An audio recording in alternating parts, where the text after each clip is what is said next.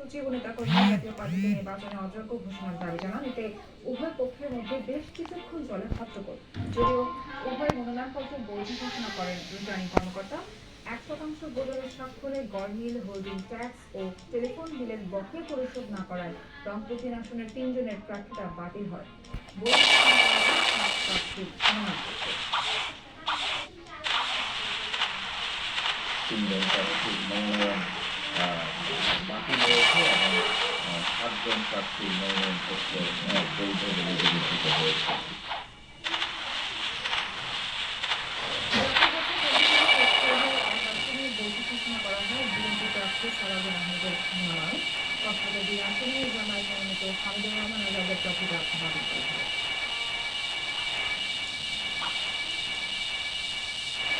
আইনানুগ সকল কিছু সম্পন্ন হয়েছে, আমি প্রত্যক্ষ করেছি।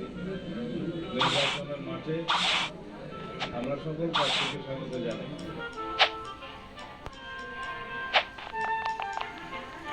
আবারও হোঁচট খেয়েছেন নাগরিকত্ব সভাপতি মনিরুর রহমান মান্না। বগুড়া 2 আসনের সদর থানার 7 তারিখে গড়মিল থাকায় বাতিল করা হয় তার মনোনয়ন।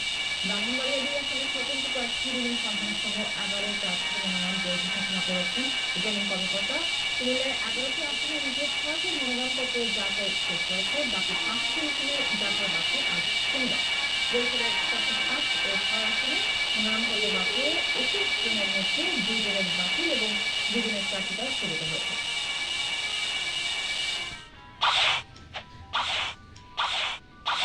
শীতের তীব্র দাপটে পর্যটস্ত সারা দেশ। ঘন কুয়াশা আর হাড় কাঁপানো ঠান্ডায় সর্বত্র বেড়েছে জনদুর্ভোগ।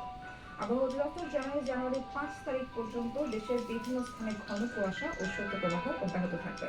পৌষের মধ্যভাগে সারা দেশে শীতের দাপট, কনকনে ঠান্ডায় স্থগিত জনজীবন। শুক্রবার দেশের সর্বনিম্ন তাপমাত্রা রেকর্ড করেছে যশোরে 8 ডিগ্রি সেলসিয়াস। ভোর থেকে ছিল ঘন কুয়াশা। ঘন কুয়াশার প্রকোপে পথে পথে স্ট্রিট লাইট জ্বালিয়ে যানবাহন চলতে দেখা যায়। বেলা গরমে অনেক জায়গায় শীতের দেখা মিললেও নেই তাপ। তীব্র শীতে জরুরি প্রয়োজন ছাড়া বের হচ্ছে না মানুষ।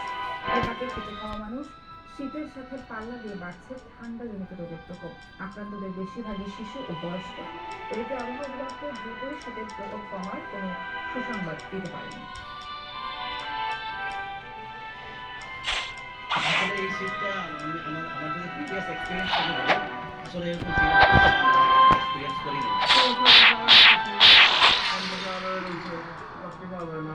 আরো 2 দিন ঘন কুয়াশা থাকবে। সর্বনিম্ন এবং সর্বোচ্চ তাপমাত্রাটা বেড়ে যাবে, কিন্তু আমাদের ফিল তাপমাত্রাটা তুলনামূলক কম থাকবে এবং 5 তারিখ পর্যন্ত এই অব্যাহত থাকবে। দুর্ঘটনায় প্রাণ গেছে 8 জন, আহত হয়েছেন বেশ কয়েকজন। শুক্রবার সকালে প্রায় 5টার কাজী এবং পরিবহনের একটি বাস নিয়ন্ত্রণ হারিয়ে সিমেন্ট বোঝাই ট্রাকের পেছনে ঢুকে যায়। এতে ঘটনাস্থলেই মারা যান বাসের হেল্পার ও এক যাত্রী। আহত 10 জনকে উদ্ধার করে নেওয়া হয় হাসপাতালে। মানিকগঞ্জের মাইক্রোবাস ও মোটরসাইকেলের মুখোমুখি সংঘর্ষে নিহত হয়েছেন 2 শিক্ষার্থী। থেকে কয়েকটি মোটরসাইকেলে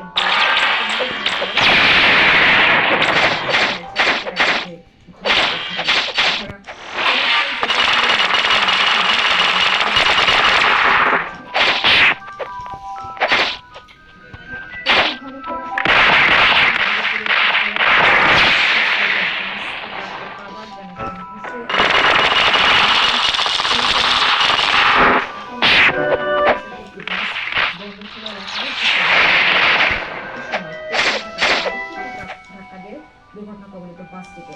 এতে বাসে থাকা 10 যাত্রী আহত হন। এছাড়া ঘন কুয়াশায় মুন্সিগঞ্জে ঢাকা ভোর পর্যন্ত 3টি স্থানে দুর্ঘটনা আহত হয়েছেন অন্তত 200।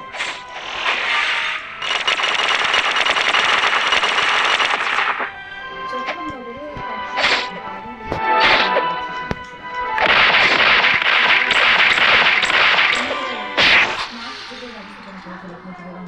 বাড়ি লক্ষ্য করে গুলি চালানো হয়। ঘটনাস্থলে ব্যবসায়ী মুজিবুর রহমান ও তার পরিবারের সদস্যরা বাসায় ছিলেন, তবে গুলিতে কেউ হতাহত হননি। এই ঘটনায় জড়িত কাউকে এখন শনাক্ত করা যায়নি। ঘটনার পর থেকে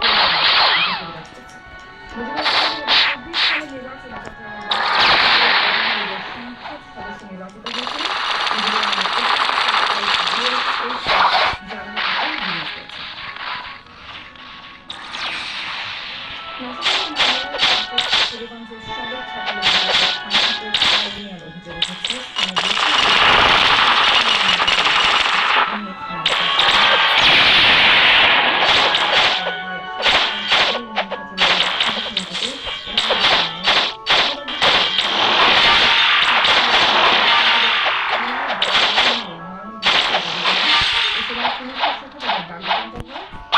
সার্কেলে অতিরিক্ত পুলিশ সুপারের মধ্যস্থতায় নারায়ণপুর ছেড়ে দিলে পরিস্থিতি স্বাভাবিক হয়। তবে এই বিষয়ে পুলিশ কোনো কথা বলতে রাজি হয়নি। বৈষম্যবিরোধী আন্দোলনের নেতার দাবি আটক করা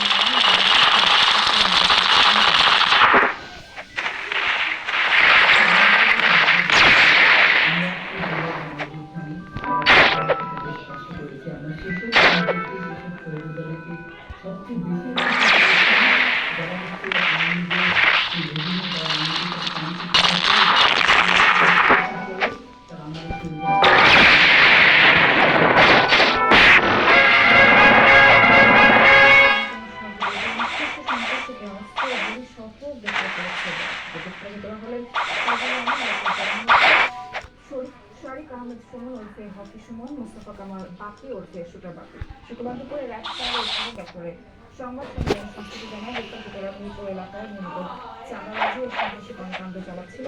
বৃহস্পতিবার রাতে জোরাবাদ এলাকায় চাঁদার জন্য সংগঠিত হয়েছিল তারা। সেখানে অভিযান চালিয়ে তাদের গ্রেফতার করা হয়। সবাই ফোর্স হয় দুটো সদস্য। নির্বাচনের আগে অস্থিতিশীল পরিস্থিতি তৈরির পরিকল্পনাও ছিল তাদের।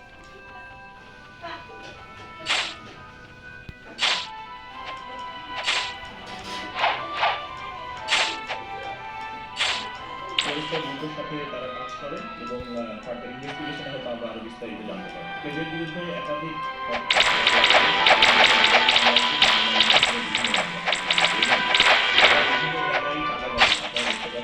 বিগত কিছুদিন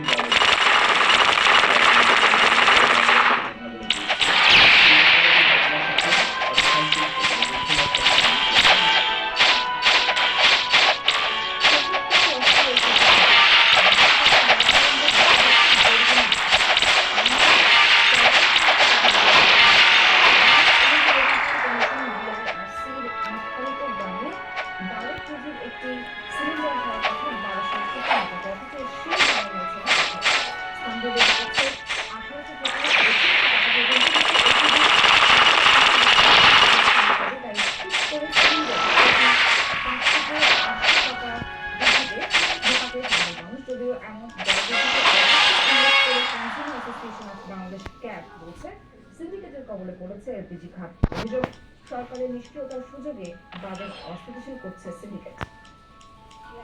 যেগুলো এই মাসে পহেলা জ্বালাইছি ওটা 1300, পরে 1500, আজকে গ্যাসই চলবে। গ্যাস তো দেয় না, আর কিছু পায় আমরা বেশি দামে বিক্রি করে, রাস্তায় বিক্রি করে আপনার জীবনটাকে বিতরণ করেছে, যার জন্য মার্কেটের প্রাইসটা বেড়েছে।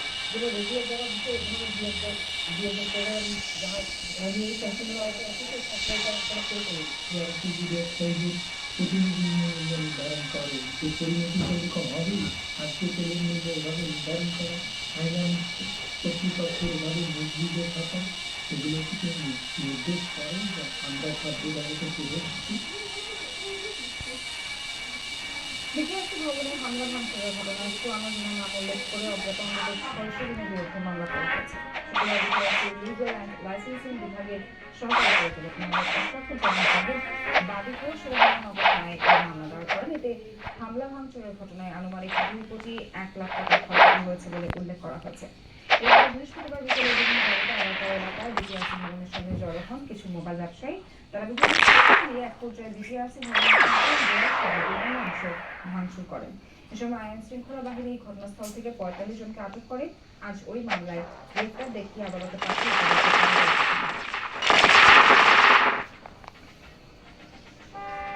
নাটোরের প্রতি বরাদ্দের আগে ভোট চাওয়ার অভিযোগ উঠেছে এক স্বতন্ত্র প্রার্থীর বিরুদ্ধে।